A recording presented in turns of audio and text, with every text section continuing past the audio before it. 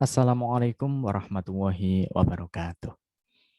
Oke, pada kesempatan ini kita akan melanjutkan terkait pembelajaran kita, gitu ya, di mana kita akan menyelesaikan masalah transportasi, tapi dengan metode yang lain, gitu ya.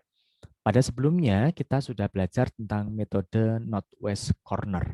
Nah, pada kesempatan ini kita akan mencoba mempelajari terkait dengan metode least cost, ya, atau minimasi biaya. Nah, ini nanti terbagi menjadi dua, langkah-langkah dari metode least cost itu dan implementasinya bagaimana. Artinya, ketika kita menerapkan akan menyelesaikan masalah transportasi, tapi menggunakan least cost gitu ya, nanti akan kita lihat langkah-langkahnya seperti apa. Oke, ketika kita berbicara metode least cost gitu ya, maka sudah kayaknya sedikit akan terlihat gitu ya, bahwa ketika kita berbicara least cost itu kan berarti bagaimana caranya kita meminimumkan suatu cost atau biayanya gitu ya.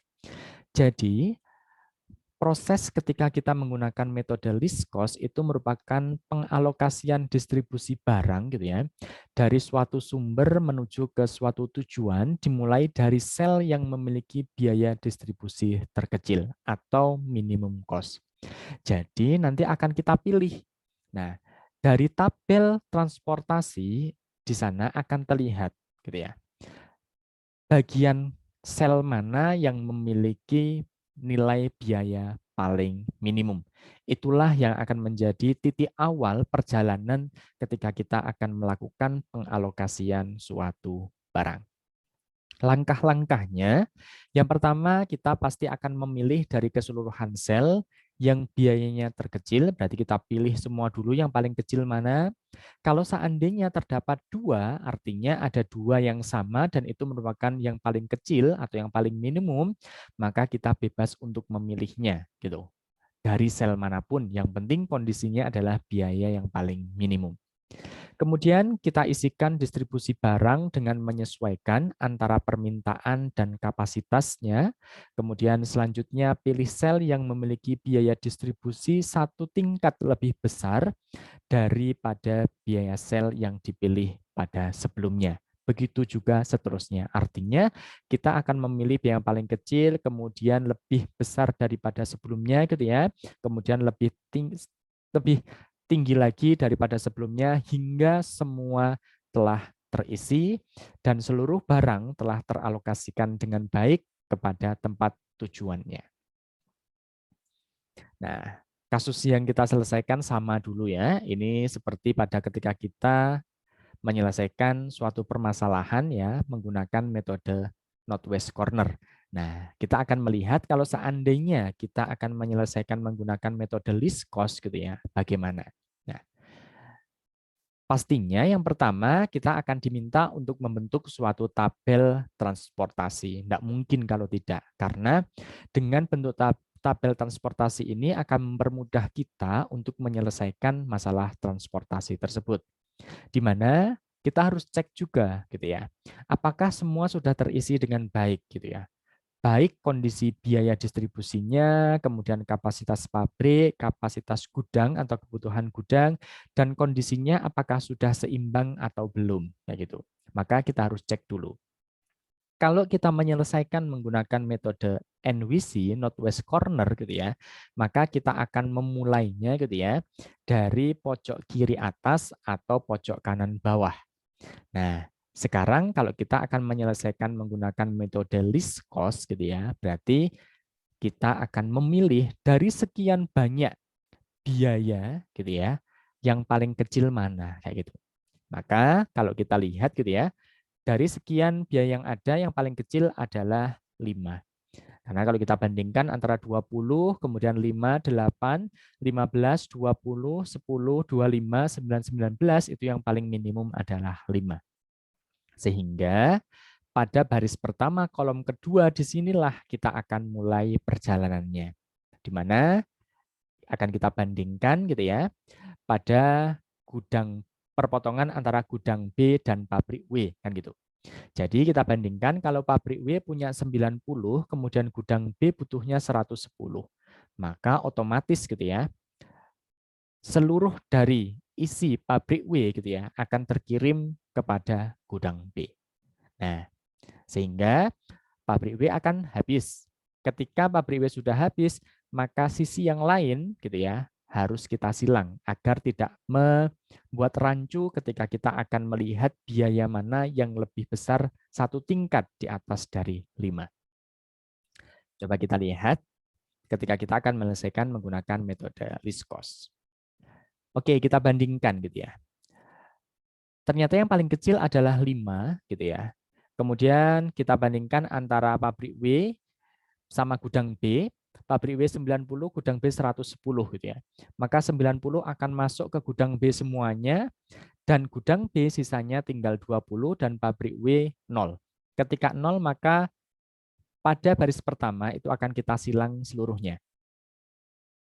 Ketika sudah kita silang, maka nanti biaya tidak akan kita bandingkan ya, karena sudah tidak akan mungkin terisi oleh pabrik yang lain seperti itu.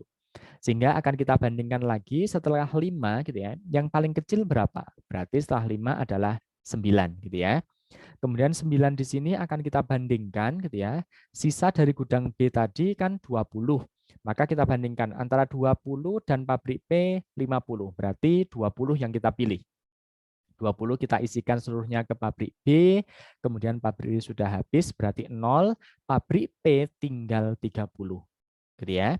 Yang 0 ini gitu ya, karena pabrik B sudah 0 maka akan kita silang yang kosong pada gudang B. Kita silang. Kemudian kita cari lagi satu tingkat yang lebih tinggi daripada 9, berarti 10 gitu ya. Nah, 10 di sini akan kita lihat C butuhnya 40. Sedangkan pabrik H mampu mensupport sebanyak 60 gitu ya. Tapi kan tidak mungkin kalau kita kirim seluruhnya 60 kan gitu. Maka hanya akan terisi 40, kemudian gudang C ya, sisanya 0 karena semua sudah terpenuhi gitu ya, sudah nggak muat sama sekali, maka akan kita silang, kemudian sisa dari pabrik H itu tinggal 20. Ya. Ketika sudah kita silang, kita bandingkan sisanya tinggal 15 sama 25. Otomatis ya pasti kita pilih yang 15 kan gitu.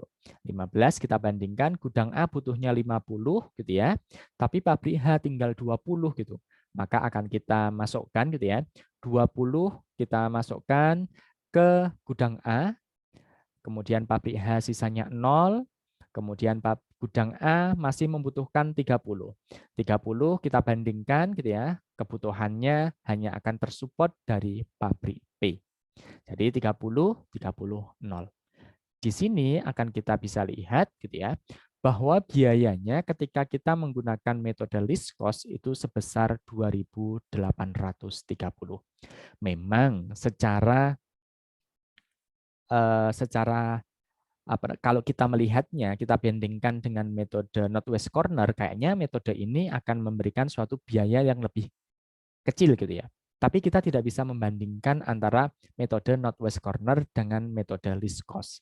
Karena dua metode ini sama-sama digunakan untuk mencari solusi visible basis awal, bukan solusi yang paling optimal. Nah, jadi ketika kita menggunakan Northwest Corner ya Northwest Corner gitu ya. Kalau kita menggunakan least cost ya least cost. Karena nanti setiap dari metode Northwest Corner maupun least cost itu bisa kita evaluasi lagi menggunakan metode optimalitas yang lain. Nah, di sini contohnya latihan untuk menyelesaikan menggunakan metode LC. Jadi kalau metode LC kita bisa melihat gitu ya, pilihlah nilai yang paling kecil dari biaya yang ada. Kita pilih dulu, kemudian kita lagi cari yang satu tingkat lebih tinggi dari sebelumnya.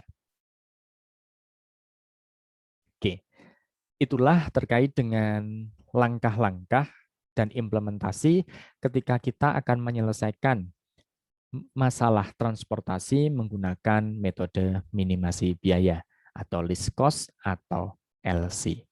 Nah, semoga bermanfaat dan Anda bisa memahami perbedaan ketika kita menggunakan least cost maupun menggunakan metode NWC. Wassalamualaikum warahmatullahi wabarakatuh.